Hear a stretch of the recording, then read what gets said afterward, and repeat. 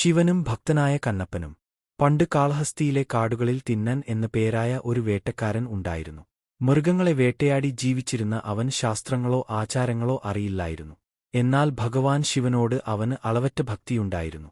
ദിവസവും തിന്നൻ കാട്ടിലെ ഒരു ശിവലിംഗത്തിൽ താൻ വേട്ടയാടി കിട്ടുന്ന മാംസം നിവേദിക്കുമായിരുന്നു.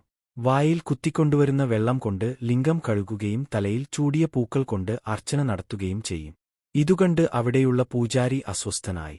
തന്റെ ഭക്തന്റെ നിഷ്കളങ്കത ലോകത്തിന് കാണിച്ചുകൊടുക്കാൻ ശിവൻ തീരുമാനിച്ചു. ഒരു ദിവസം പൂജാരി മറഞ്ഞിരുന്ന് നോക്കുമ്പോൾ ശിവലിംഗത്തിലെ ഒരു കണ്ണിൽ നിന്ന് ചോര വരുന്നത് തിന്നൻ കണ്ടു. പരിഭ്രാന്തനായ തിന്നൻ ഉടനെ തന്റെ അമ്പ് ഉപയോഗിച്ച് സ്വന്തം കണ്ണ് കുത്തിക്കീറി ഭഗവാന്റെ കണ്ണിൽ വെച്ചു. അപ്പോൾ ചോര നിന്നു. എന്നാൽ ഉടനെ തന്നെ ശിവലിംഗത്തിലെ അടുത്ത കണ്ണിൽ നിന്നും ചോര വരാൻ തുടങ്ങി. രണ്ടാമത്തെ കണ്ണും നൽകിയാൽ തനിക്ക് കാഴ്ച നഷ്ടപ്പെടുമെന്നും ഭഗവാന്റെ കണ്ണ് എവിടെയാണെന്ന് തിരിച്ചറിയാൻ കഴിയില്ലെന്നും മനസ്സിലാക്കിയ തിന്നൻ അടയാളത്തിനായി തന്റെ കാൽപാദം ഭഗവാന്റെ കണ്ണിന് മുകളിൽ വെച്ചു. എന്നിട്ട് തന്റെ രണ്ടാമത്തെ കണ്ണും കുത്തിക്കീറാൻ തയ്യാറായി. തിന്നന്റെ ഈ അതിരറ്റ ഭക്തിയിൽ പ്രസന്നനായ ശിവഭഗവാൻ പ്രത്യക്ഷപ്പെടുകയും അവനെ തടയുകയും ചെയ്തു.